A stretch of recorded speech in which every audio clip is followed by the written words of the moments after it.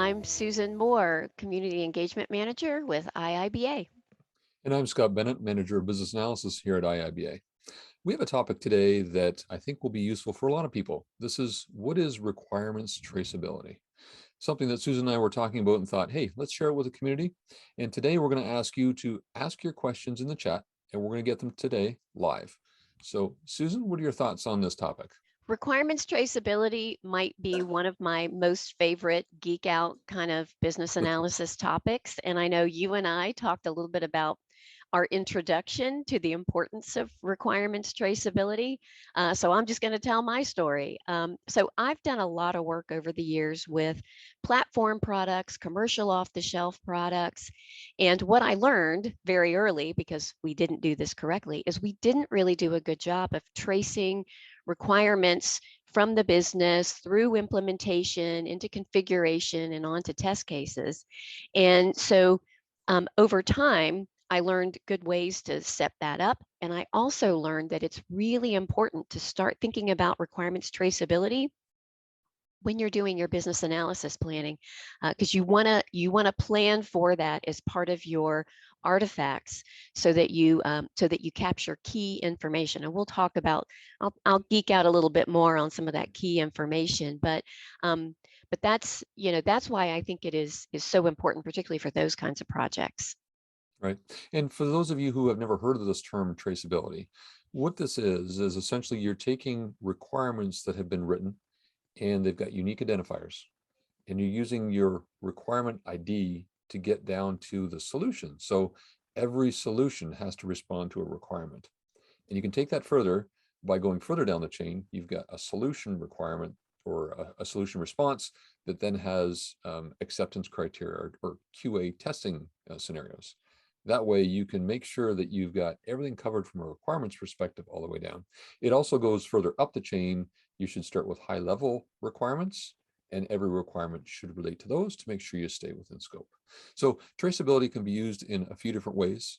And I've got a story that I'll share with you around why traceability became important to me and how I first learned about it. So Susan, as you know, I'm CBAP certified, and my certification I studied for back in 2010 is when I got it.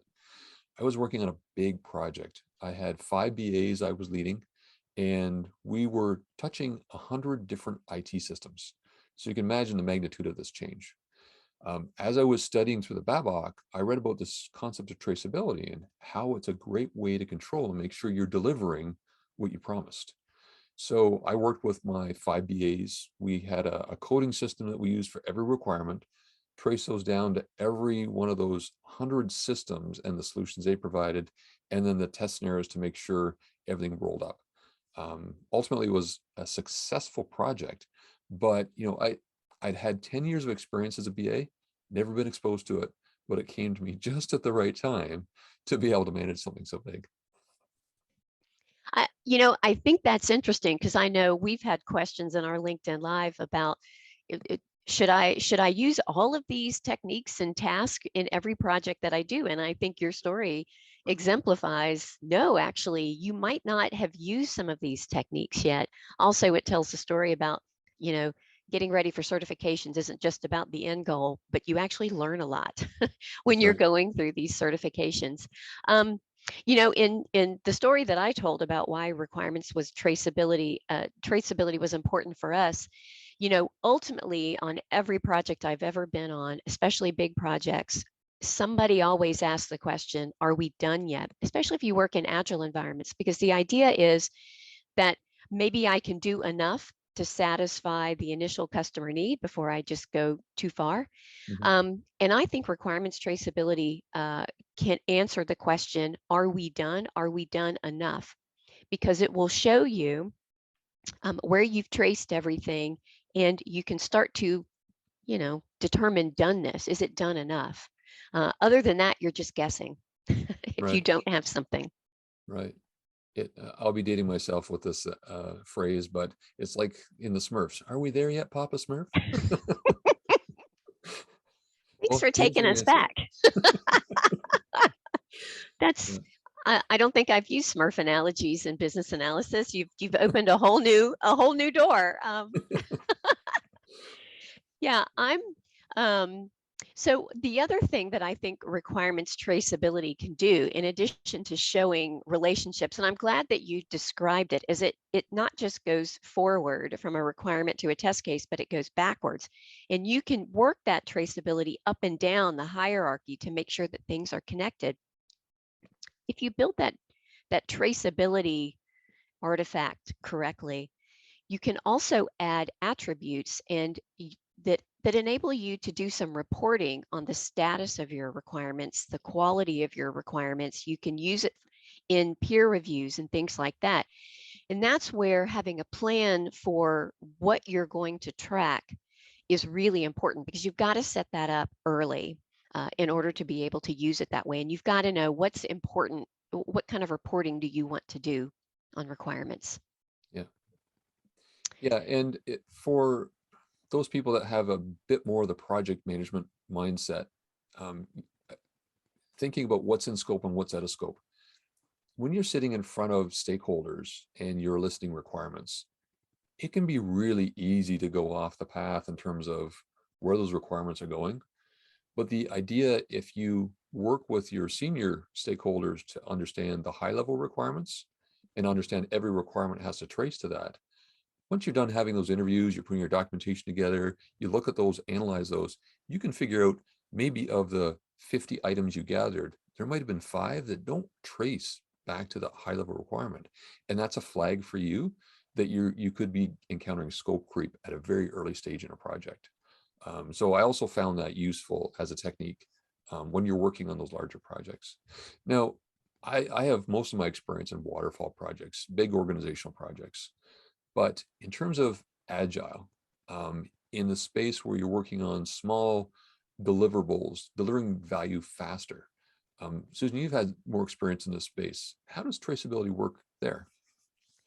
Uh, Not shockingly, it works exactly the same. Now, the components of a traceability matrix might look a little bit different. So what I've seen is tracing a user story to a solution requirement, to some acceptance criteria, to a test case. So, instead of just looking like a business requirement to a solution requirement to a you're just swapping in and out some of those agile components. Um, and I've used a couple of really good templates for that over the years, but it's really the same. And on that note, let me just put something out there, because I think that sometimes business analysis professionals think when they work in agile spaces that they've got to throw away a lot of this other stuff that we do. But to me, analysis and requirements management and those things are a little bit outside of the Agile framework. I mean, Agile is really about the software development. So the activities that we're doing as business analysis professionals stand on their own. They are still good practices, regardless of if you're Scrum or Safe or Disciplined Agile or even Kanban or some of these other kinds of ways of working. So yeah, and don't let people tell you that you don't need a traceability matrix because you're agile. In fact, I think it's even more critical because you are breaking things down into smaller chunks.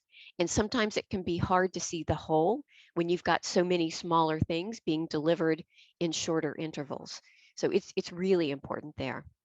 Okay. Well, we've got our first question here, and keep the questions coming. That's why we're here today. At what stage in a project do you do requirements traceability? So I think you alluded to this a little bit, Susan, about you want to do it early. You want to make this part of your plan, right? That's right. I think have a plan for it when you're putting your business analysis plan together. So as you're asking yourself the question, how am I going to go about getting those requirements? And be thinking about, how am I going to make sure that I'm going to put those things together? Maybe you've already got a template that you've used. Maybe you've already got a repository where this stuff is available. So, back in the day, we used to use HP Quality Center, where I could connect these things just as part of the tool. But you want to understand the why of what it is that you're trying to track. Then what happens is, as you are collecting and analyzing those requirements, you're putting them into a format so that hopefully you're not doing a lot of extra work to manage that, to manage those requirements. You really don't want to create an artifact that you're going to throw away. So if you can blend the requirements documentation in with the traceability, you're good. So you're going to think about it early, and then you're going to think about it as you're going, basically. Yeah, and I'm a fan of analogies. So let me put this into an analogy that people might be able to relate to it a little bit. If you think about you order something online and you've got 15 different items that you order in the order. So that order, let's call it your requirements. Well, that box arrives at your home, a great big box. You open the box and you unpack. And did everything get delivered? So you're going to look through, these are the 15 things I ordered, my requirements. These are all the things that got delivered. Oh, I'm missing one thing. I only got 14 items. So the traceability is an analogy like that, that you can go from your order to what was delivered and make sure you've delivered absolutely everything. Yeah, that's a good point. Um, and then, there's parts of that traceability matrix that may not necessarily be yours to update. So we talked about tracing to test cases or tracing to acceptance criteria. You do want to be part of flowing those things together, but I think if you collaborate with the rest of the team, you can have people contributing those relationships to that, and then making sure that their information is updated. You want to get those test case statuses in there so that you can see all the way up the line. Okay, my requirements were traced. They all had owners. I delivered them. Okay, did we have a test case that tested them? Did we complete the test case? Check. I have delivered that thing from soup to nuts, as they say. Yeah. So that's a really great question, because it's once you start it, you got to commit to going all the way through. So let's see. Oh, we've got another question. Does a traceability matrix have standard fields to follow? Isn't it customizable? That's a great question, and something that I tend to think a lot about. Hey, by the way, you know what, Scott, when we were talking about this before we got on, we said, sometimes there are people with a particular detail orientation that might be the best person to help you with this requirement management stuff, because it really does take attention to detail. Yeah, absolutely. Yeah. Yeah. And if you're one of those people that lose attention when you're dealing with those fine details, there's probably someone on your team that's really good at it. So a mix of personality types is definitely a benefit in a team. So yeah, Yeah. definitely harness the people that enjoy working in that level of detail, because they're the ones that are going to do the best at managing that. Yes, it's a great point. You're going to make somebody really happy that you've asked them to dig into detail like that. But let's answer this question here. So, are there standard fields? There's some basics, right? So I want to make sure that I've got the requirement. I think every requirement having a unique ID is an important part of that. But where you go from there, and I'm sure there's a couple of other fields. Now, again, I tend to think of those traceability matrices as a series of um, attributes. So I think about things like, what's the status of that requirement? Who's the owner of that requirement? And there's probably a couple of other things. And sometimes what I have done is, I'm working on my business analysis plan. I may start from a small template and then build it out based on how we want to track and maintain those requirements. But there probably are just a few key ones. And then, isn't it customizable? Absolutely, it is totally customizable. So, I mentioned at one point we used a tool, HP Quality Center, which I think is ALM these days. You can use Excel, but I've also used no-code platforms like SharePoint in order to do that, and that's totally customizable. So it just depends on each project, what you want to get out of it. What do you think on about that? So my traceability has never been about a specific document that's for traceability. So when I write requirements, the template that I use always has an identifier for every requirement. So for me, my traceability requires on the code for the requirement. So I've got, what is the requirement? Who was the contributor to the requirement? So I can go back and clarify that if I need to. And then a few more attributes about how complete it is, and how important it is. So for me, it's the requirements, and it's just an extra column of the unique identifiers. Going from there down to what the solutions might be, I might throw that into Excel, and then start to manage it that way. But I think another value that I just realized as we were talking through this, about around this, is, let's say you're working on a large waterfall project, you're 50% way through the project in terms of delivering solutions. What if there's a problem that needs to be corrected? Or what if there's a change control that comes in? If you've got your requirements under change control, then you know that, hey, these 3 requirement codes need to change. You immediately know what that impacts downstream, because you've got that traceability that you can say, oh, from a solution perspective, this needs to change. What's that mean for the testing? So that traceability also helps on that front.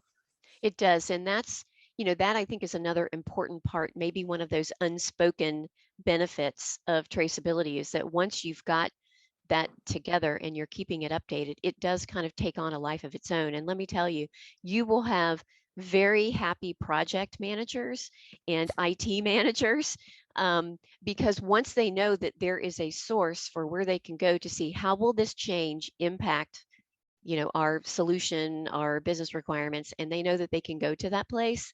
Yeah, Again, you're the hero. You're going to be the hero, BA, because you put this into place. So there you go. Gosh, we're getting some more questions. Here we go. that's What is great. the Keep them coming. what is the ideal way of updating requirements traceability when a change in requirements is identified at a later stage? And I think we just touched on that. Um, so it can be, one, the source of identifying where and what is changing. Two, it can be used, if you've got a more formal change control board, or however you're managing change on a project, it can be the source of that information. You can start to estimate based on that. Your project manager will be able then to say, okay, well, we are here with that requirement. So I know that this needs to change. We'll need to change test cases. We'll need to change, and so it gives inputs on how to estimate it, so you know the cost of that change. And then once you have decided you're going to do that change, then you as a business analyst have the information that you need and the sign off that you need to go back, modify those requirements, and you know exactly where to make those. It can make change a lot easier. Yeah, and I'll pick it up from there, Susan, from a how-to type of perspective. When I manage requirements documents and I get that change that's been accepted, I update the requirement, and in the early stages, there's a table that has what's the version and what's changed. Mhm. I also track changes within it. So once I've created a new version, what I do then is communicate that out to all the people that are working on the project, saying, here's the new version. These are the changes that have been made. And then we've got the requirements IDs. Please update and work with us in a corresponding way. So it's a good way to A, have version control, but B, communicate that out. Because if we do our jobs where we're just updating our document, but we're not communicating to everyone else who's impacted, guess what's going to happen at the end of the project? You're not going to get it delivered right. If I could have a dollar for every time I've been on a project where somebody said, we're not communicating change to everyone, I'd have a lot of money.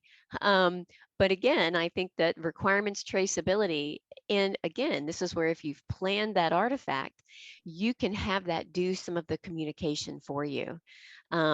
If you invest in a requirement management tool, and by all means, I am not telling you to go invest in it, because you really have to have this capability down really well. You need to know what you want to do and how you want to do it before I would ever suggest you get a tool for it. But you can build in some notifications. You can have ways to share that information so that downstream people that need to know those changes are not surprised with changes at the last minute. So that's a great one. Um, do you typically use a questionnaire to gather requirements to build the plan? Right, That's a good questionnaire. question. Yeah. When I build a plan, a requirements plan, I've never actually used a questionnaire. I'm not sure if you had a tremendous number of stakeholders, maybe you could do that. But in practice, working in corporate environments, it's always been, 3 to 5 executives, starting working through understanding, what their needs are, so I can figure out how I'm going to go about and build the plan. I don't know if that answers the question though. I think it's an interesting question, and I think it depends. Because I think about the fact that most of my career has been spent with packaged products um, in a particular industry. So when I've created a business analysis plan in the past, while I didn't use a questionnaire, I did know where things could go wrong later on, and so I could bring that experience into the planning. Um, but we also, I think it's important early to talk with your stakeholders, the teams that you're going to be working with, about how you want to uh, document, share, change requirements so that you can come to some understandings about any obstacles. So here's a great one. Are you going to use offshore staff? Are you going to use contractors who might be coming in with their own set of templates? You want to talk about that really early because that can inform your business analysis planning. Um, and so I would say maybe not a questionnaire, but get all the people together that are going to do the work and are impacted by the work and put your plan together based on that. How about that for an answer? That sounds good. Yeah, All right. To what extent can we use Jira for requirements traceability? Oh, that's a now good question. that is a good question. It, you can use a lot of different tools for traceability. If you're using Jira, for example, you put your requirement in and it's got a ticket number, then you do it, maybe have subtasks related to it to maybe deal with the solution components. It is a tool that you can use. I've used Excel, I've used Word. I've worked at an organization that had a requirements management tool, which was very challenging to trace things, um, but it was an enterprise effort to try and make sure all requirements were in a library. What are your thoughts on that, Susan? Let me say it this way. I've attempted to use Jira for requirements traceability. It's really a work management tool. So it's really good at taking a story or an item, I think they call it an item, and then breaking it down. And that is one level of traceability. Um, but what it doesn't necessarily do is it doesn't give you the full scope. So from the business requirement all the way to the test case. I think there are probably some add-ons that you can use, but what we ended up doing was building a very light traceability matrix in Confluence actually, which is another Atlassian tool. And we could pull in Jira stories and I could connect to things. So I could create some relationships in another tool so that I could go back and forth. It was not awesome. Honestly, it wasn't awesome. And we ended up really moving to a no code platform in order to trace it better. But you can do it. Again, it just you work with your team and see what the team wants to do. I see a Um, question here for you, Susan. In an agile world, how do you see the traceability matrix? um, I I see it as Uh, let me see. When I've used it in the past, so let me go tactical first. So when I've used it in the past, I've used an Excel version, pulling in the stories and then just linking in to other, whether it's my requirement specs, the test cases, or any of that. Again, and so now I'll go a little more strategic. I can't tell you the number of times on Agile projects I've been on where I've been asked, are we done with this sprint? Are we done with this feature? Are we done with this whatever? And while I could probably take a couple of hours and go look at all of these things and see if they were all done and tied together, it was far more useful to just spend a little bit of time as I went along to try to put these things together so that if I was missing any connections or I was missing any updates, that became the thing that I could go ask questions about, and it always led to really great conversations. So I say do it. Um, Again, don't let them tell you there's no documentation. There's totally documentation. And maybe the selling point is, hey, IT manager that thinks we don't need a requirement traceability matrix, if I could answer the question for you of are we done yet, and be able to take a feature all the way through, talk in features, right? Don't talk in stories. Would that be valuable to you? Because if the answer is yes, then I've got to be able to tie all these things together, and they may be in different systems. You won't be able to get that just from Jira or just from your test case tool. Somebody needs to put that together. I think I can make that a part of what we do, and I think it'll be valuable. So there you go. That's my answer. Yeah, and let me just build upon that. Are we done yet? So done is delivering value, Mhm. but sometimes in our roles, there's something called change management. And a Mhm. change management skill set is something that is unique for business analysis and is what's on our topic for the next conversation we have in 2 weeks. So join us for that topic, and we'll chat about that. We've got a few more other things in the works, right? We do. Tomorrow. So you remember a couple of weeks ago we had Isabel on. She is our certifications program manager, and she was talking about online proctoring. We get a lot of questions about it because all of our certifications are proctored online. It was so popular. We're going to do a full hour webinar with a couple of guests to talk about online proctoring. So that's tomorrow. I think it's at noon. My guess is somebody will drop a link in so you can join us because it's open to the public, and that'll be a good one. Let's see, what Yeah, else we'll do we also have drop a going? link to the recording of the That's right. previous LinkedIn Live session that we've done. Yeah, yeah, and that's I know you and I have talked about our online proctoring stories, so this will be a good one to come Yeah. and ask a bunch of questions. Let's see. We do have one more question. Maybe we'll wrap up on this one. Can you use the requirements traceability matrix to manage scope? Totally. That's my answer. You can totally do that. And we were talking about this at the beginning of this as a friend of the project manager. I mean, this is a tool that benefits your project manager as well. In fact, I probably haven't talked about it here, but really, I've probably spent more of my career working in project management offices, working with project managers on the business side. So that's why I sound a little bit more project managey about some of these things. Um, but I do think that can help to manage scope because you can make sure that as requirements are being added, are you connecting them to the original reason why you were creating this thing? And if you're finding that you've got requirements that are not connecting to scope items, you potentially have some scope creep. Well, I just learned something new. I can now describe Susan as, oh, she's so project managey. I was gonna give this analogy. You know how when you're watching those viral videos and like, cats that were raised by chickens? That's kind of me as a business analyst. I was a cat raised by the project managers, like that. So that's why I get a little in the weeds with project management stuff. Let's see. Hey, we do have one more and we have 2 minutes. How do you establish a scope baseline using customizable software?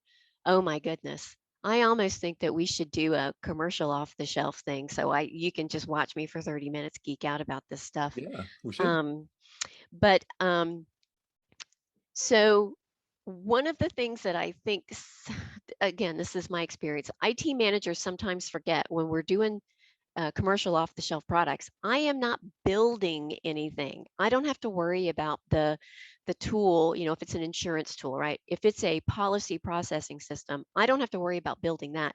What I've got to do is I've got to understand what insurance product am I trying to build in there? And that has a set of components to it. So an insurance product would have documents like forms, it would have data, it would have rules, and so I've got to work with my business stakeholders to understand what are the components that would make up a basic product, insurance product, so that I can put it into this system. And so once you start to build that and put that in your requirements matrix, you then start to identify these are the core set of features that I'm offering. And then at some point, I've then got to baseline that. Subsequent changes to that are either going to be changes to those things because we made a different decision or we didn't get it right the first time, or they may start to add on additional features because your platform offers some cool functionality they want to take advantage of. That's where that change management comes in. I'm not sure if I've answered that question, but maybe um, commercial off the shelf, maybe that's a thing that we talk about in the future, because I do think requirements for those kinds of things are a little bit different. Okay. Yep, So, let's put that on our list. So next two all right. weeks is change management, and we'll talk about some techniques there. Again, take lots of questions. So Susan, I guess we'll wrap it up here. That's right. So thanks everybody for your questions and for allowing me to geek out a little bit. Just a reminder, 2 weeks from today, Wednesday, 10:30 a.m. Eastern, we're going to talk about change management. Same BA time, same BA channel. Thanks, you guys. If you enjoyed this video, please give it a thumbs up, and we'll leave another one right here for you to help you in your business analysis career. If you haven't subscribed to the IIBA YouTube channel yet, you can click over here and click on the bell icon to get notified every time we publish a brand new video.